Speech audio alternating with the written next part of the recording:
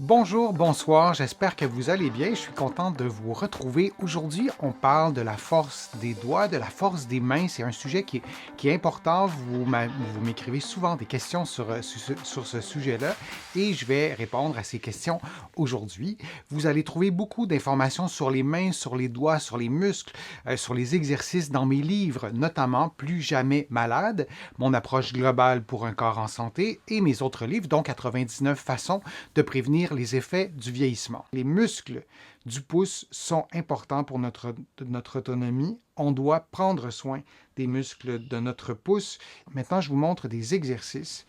Et quand on fait des exercices pour stimuler les muscles du pouce, on va aussi stimuler d'autres muscles. Donc, je ne suis pas en train de vous dire que ça ne stimule que les muscles du pouce, mais ça stimule entre autres les muscles du pouce. Je vais vous montrer un exercice avec une balle. Et là, c'est toujours le même conseil. Vous variez les grosseurs, les textures de balle, c'est important. Je le fais à une vitesse assez rapide. Vous pourriez le faire 2 fois moins longtemps, moins vite. Vous pourriez tenir la position, l'effort pendant une dizaine de secondes. Ce que je fais, c'est assez simple. Avec la balle, je vais écraser la balle avec le pouce et l'index. Je vais tenir pendant quelques secondes. Je vous le dis, ça pourrait être pendant 30 secondes. Je relâche et j'alterne comme ça avec les autres doigts. Et je répète. Moi, ce que j'aime bien pour cet exercice-là, c'est de ne pas compter le nombre de fois, mais de mettre une minuterie et de m'assurer d'avoir évidemment fait le même nombre de fois pour tous les doigts. Vous faites tout ça des deux côtés et vous allez travailler avec le pouce. Une erreur à faire, si vous avez une balle, vous pourriez l'essayer. Si vous avez une orange, vous pourriez l'essayer. Faites-le en ce moment et corrigez rien. Faites juste le faire comme ce que vous feriez intuitivement et vérifiez maintenant le faites-vous je vais vous le montrer avec autre chose, avec ça ici, mais lorsque vous faites l'exercice, est-ce que je vais vous montrer je vais avoir de la difficulté à vous montrer le pouce comme ça. OK. Donc, lorsque vous faites l'exercice, est-ce que votre pouce reste ici en flexion ou vous perdez la flexion? Lorsqu'on fait l'exercice, on veut vraiment avoir la flexion ici au niveau du pouce qui est maintenue. Sinon, ça ne fonctionne pas, sinon ça ne stimule pas ce qu'on voudrait stimuler. On veut vraiment écraser la balle en gardant notre pouce fléchi et non en extension. Est-ce que vous le gardez, votre pouce en flexion ou en extension? Et parfois, on doit vraiment se concentrer.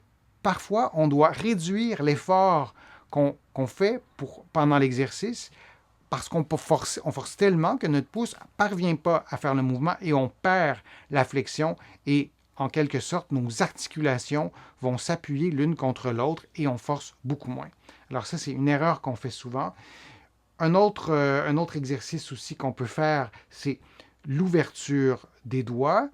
Et lorsqu'on fait l'exercice, ça stimule en ce moment les mains, les doigts de ma main gauche, les doigts. Mais le pouce qui fait la résistance force. Alors c'est un 2 pour 1 lorsqu'on fait ça. On stimule aussi les muscles du pouce, les muscles intrinsèques du pouce, quand on fait un exercice comme celui-là que je vous ai déjà montré. L'exercice, en fait, c'est un exercice où on va ouvrir les doigts, donc pour les muscles intrinsèques de cette main-là. Mais lorsque je place mon pouce, j'ai toujours de la difficulté à vous montrer dans quel sens, mais lorsque je résiste avec ce pouce-là ici, c'est ce pouce-là aussi qui travaille durant l'exercice de résistance, puisque le pouce offre la résistance. Donc, si vous faites cet exercice-là, vous faites un 2 pour 1.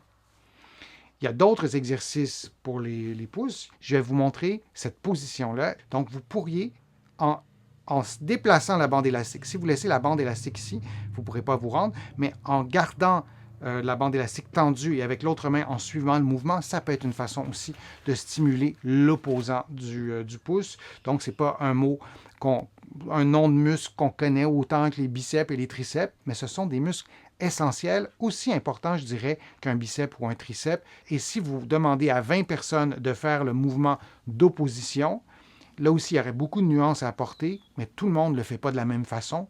Et peut-être que vous avez perdu de la mobilité, peut-être pas. Peut-être que vous avez eu une fracture en quelque part au pouce, au poignet. Peut-être que vous avez eu un problème d'arthrite plus jeune. Il y a mille et un scénarios. Et peut-être que la mobilité n'a jamais été retrouvée et peut-être que la force n'a jamais été retrouvée. Et le fait d'aller reconstruire cette force-là des muscles du pouce vous permettra peut-être aussi de pouvoir reprendre des activités que vous aviez cessées parce que vous aviez de la douleur, parce que vous aviez de la faiblesse ou de la fatigue qui s'installait rapidement. Et la fatigue s'installe parfois dans les muscles de la main, les muscles intrinsèques, mais parfois dans les muscles extrinsèques. Et vous n'oubliez pas, ces muscles-là sont situés dans l'avant-bras. Donc, la fatigue, on la ressent dans l'avant-bras.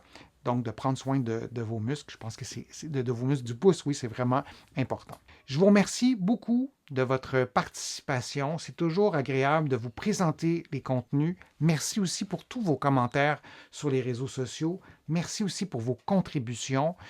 Je le soulignerai jamais suffisamment. Vos contributions me permettent de vous présenter de plus en plus de contenu, de vous offrir des éléments visuels aussi qui, j'espère, en tout cas, participent à une meilleure compréhension, à une exécution des exercices que je vous présente, à la transmission aussi des informations. Donc, merci beaucoup pour vos contributions. Vous allez trouver beaucoup d'informations sur mon site web, le www.denisfortier.ca. Vous allez pouvoir vous inscrire à une infolettre gratuitement aussi et vous allez pouvoir trouver aussi beaucoup d'informations dans mes livres. Certains d'entre vous, vous les connaissez.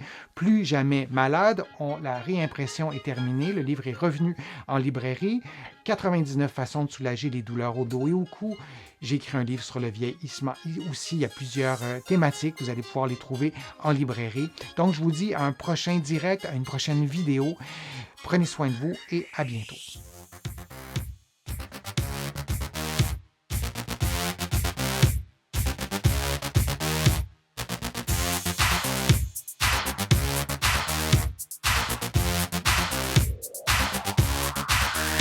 Thank you.